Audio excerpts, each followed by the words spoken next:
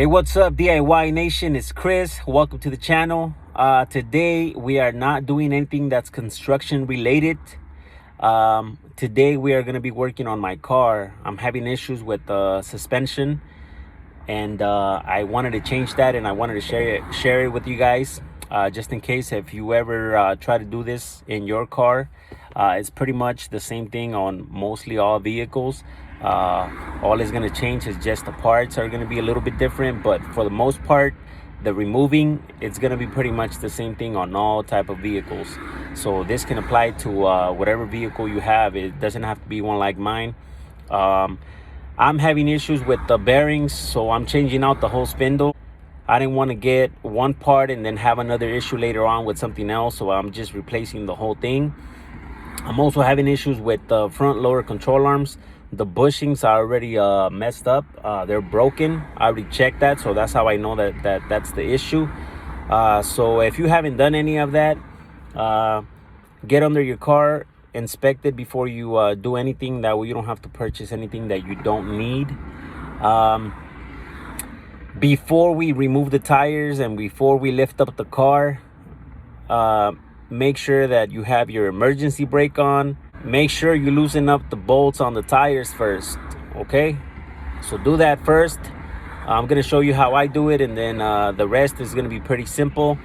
And like I said, this applies to mostly all makes and models, not just my car.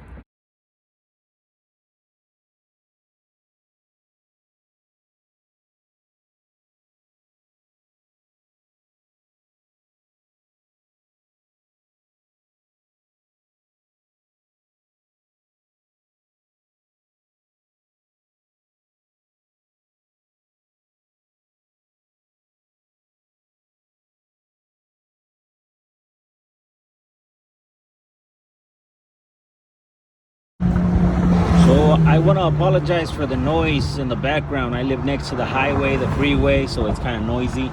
But what you're gonna need a 19 millimeter socket for this side, 21 for this side.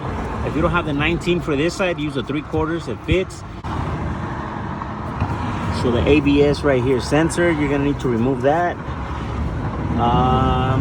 The little 12 to remove this brake line right here. You don't have to disconnect it from the caliper if you're not removing anything else, but you are gonna need to remove it from the strut. So a 10, a 12, 19, and a 21. And one thing I forgot to mention, if you're replacing the whole spindle, then you're gonna have to remove this big bolt right here, the nut right here. So that was another thing. And let's get started. So everything is all loose now, but I just wanted to show you guys something. I am changing the whole thing, so I disconnected the brake line and I have it into that bottle so that it doesn't leak into the floor.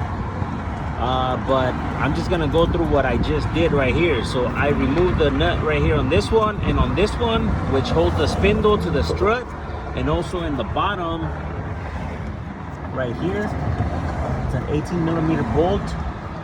And this holds the spindle into the control arm. Remove the cotter pin and then loosen up the nut as well there. Loosen up the ABS sensor and loosen up the brake line from here, from the strut. If you're not going to remove the caliper, then don't disconnect it. I disconnected it because I'm changing the whole thing.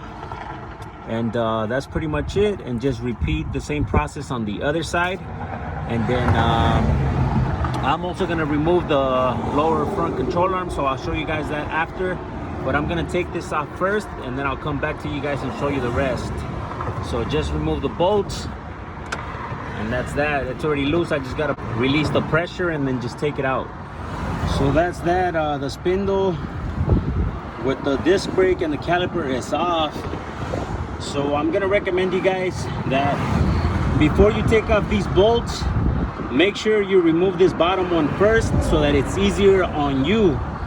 They do have a tool that's specifically to remove the bottom, but if not, if you don't have that, all you gotta do is just hit it with the hammer on the side and it pops up by itself.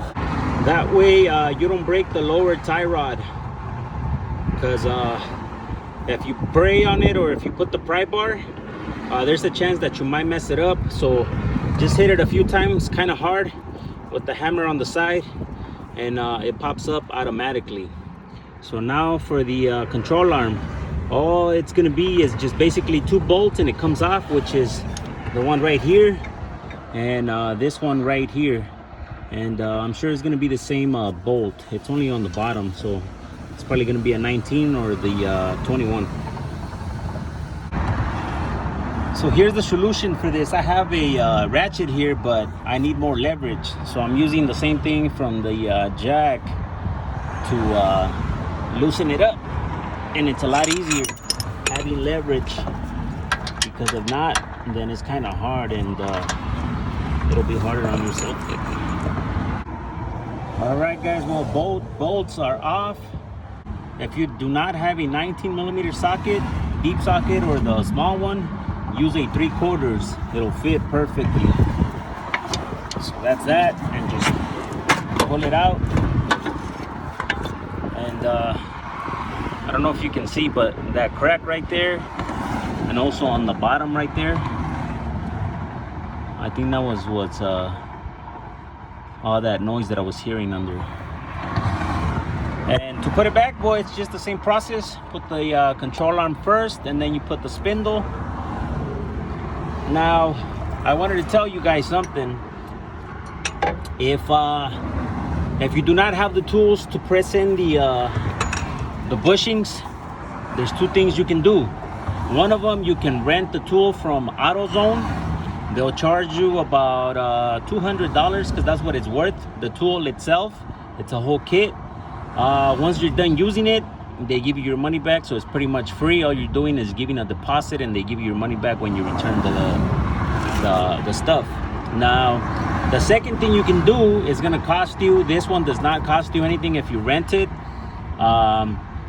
The second one, it is going to cost you. I had to pay because I didn't want to deal with it if I was doing it wrong or right.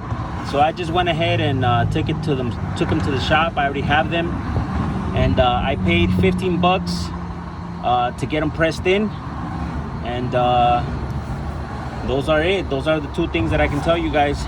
If you don't want to rent it, go pay the $15, and they press them in for you. So here they are. Control arms are already in, and I can tell the difference. These don't hang, or they don't have no play when you put them in. I put polyurethane inserts in them, and I can tell the difference already just by the way it's sitting. It has no weight on it, but with the other ones, it kind of had a little bit of on this side, when you put it, it kind of hangs down a little bit. But with this one, it's just pretty stiff, and it does not move at all. So now I'm gonna install the rest of the spindle, and that'll be the end of it for this side. We still got to do the other side, but it's pretty much the same thing. So to put it back on, you put it under here with the ball joint, and then the 2 bolts right here that go on the strut, and that's it. And connect the lines, whatever you disconnected. So I wanted to give you guys a little tip. So when you're putting the control arm, I found out that it's easier if you put this side first, you put the bolt in, tighten up a little bit, not a lot, not all the way, and then do this side. It's a lot easier than trying to put both at the same time. If you can do both at the same time, that's great, but I found out that it's easier putting this one in first, the one that goes to the front, and then the one on the back. Just a little tip or a little advice. Little disclaimer here, since you're already under the car, might as well go ahead and check everything out, make sure that everything is good. I ended up changing up the sway bar end links, and also buying an RSX sway bar, because apparently mine did not have it. I think when they installed the headers, they never put them back.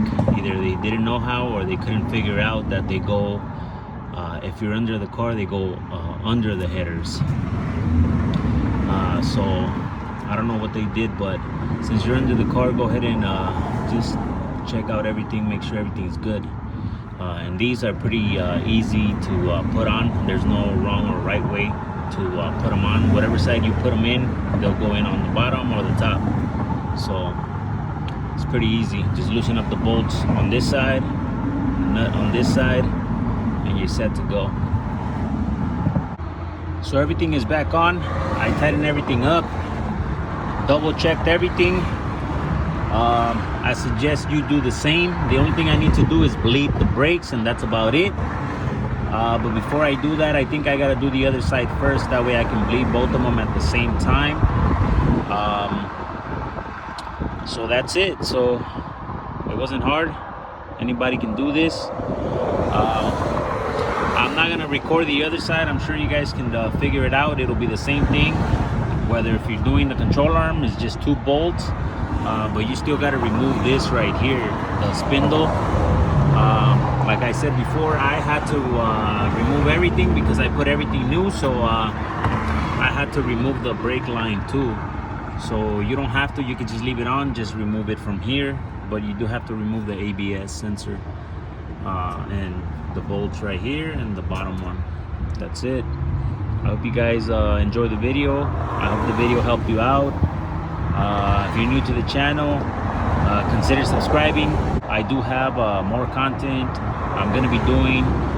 My channel is just practically gonna be anything about DIY. So if that interests you, consider subscribing. Thank you guys.